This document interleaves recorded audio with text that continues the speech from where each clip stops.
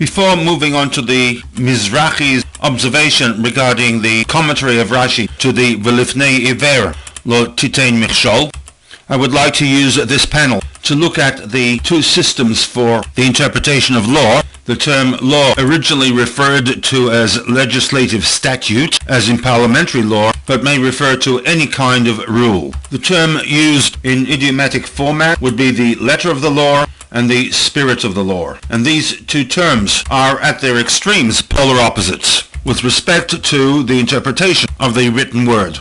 When one obeys the letter of the law but not the spirit or intent, one is obeying the literal interpretation of the words as is, irrespective of the anomalies that such an approach creates when the society in which the law was created changes in terms of attitude or geographic location or any other forces that act upon that original society.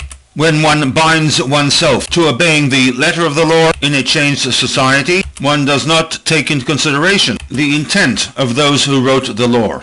Conversely, when the interpreters of law follow the spirit of the law, they read into the particular piece of legislation what the authors of the law intended, even though their interpretation does not adhere to the actual wording. Very often, this is accomplished through exploiting the technicalities, the loopholes, the ambiguous language that is embedded into the actual wording of the legislation. These two forces and approaches to the law of the land is reflected in the various opinion of the judges who have been appointed to the Supreme Court of the United States, the ultimate interpreters of the Constitution.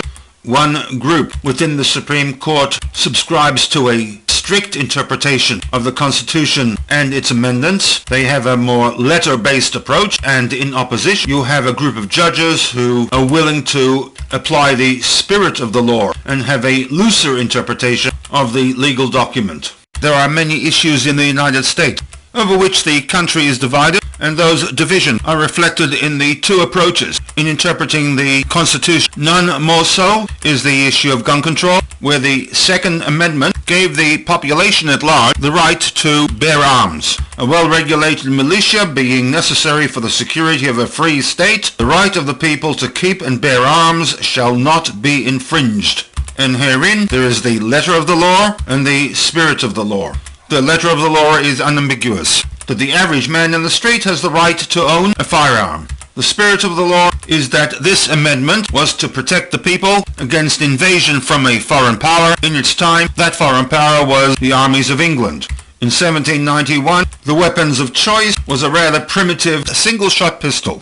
200 or so years later, the weapon of choice is a semi-automatic submachine gun that can fire 200 rounds in under 3 seconds. The fault line on this issue lies between the Republicans who support gun control and a Republican president will look to appoint a judge to the Supreme Court who has a strict or letter of the law interpretation to the Constitution. Democrats, on the other hand, will look to the spirit of the law when written, did not take into consideration of mass murderers who use submachine guns to kill innocent individuals. Very similar to the Constitution of the United States and the way it is understood and interpreted, there are tensions that surface throughout the entire Talmud Bavli. On the one hand, we have a statement recorded in Masechet Shabbat of Ein Mikra Yotze Midei Pshuto. Torah is to be understood according to the letter of the law, even when circumstances in terms of population mindset, value systems, geographical locations differ to when the Torah was given to the Bnei Yisrael in the Sinai desert. A polar opposite position recorded in Masechet Baba Metzia 1:1-5 proposes that Darshinan Ta'ameh Dikra. We need to look at the spirit of the law and, where possible, interpret the Torah text to address situations beyond the letter of the law. Fortunately, in contrast to the United States and the interpretation of the Constitution, where there is an either-or binary approach based upon the majority decision of the judges of the Supreme Court, interpretation of the Torah text incorporates both approaches. In some cases, the Ein Mikra Yotze Bidei Pshuta rule is applied. In other cases, the Darshinan Ta'ameh Dikra approach is applied. Where there's a conflict, this is left to the majority rule of the Sanhedrin. And with this background, I shall return to the Sikha of the Rebbe, the explanation of the Mizrahi as to why Rashi reads a Darshinan Ta'ameh Dikra into the prohibition of Lifnei Iver, and then why the Rebbe feels that there are problems with that explanation.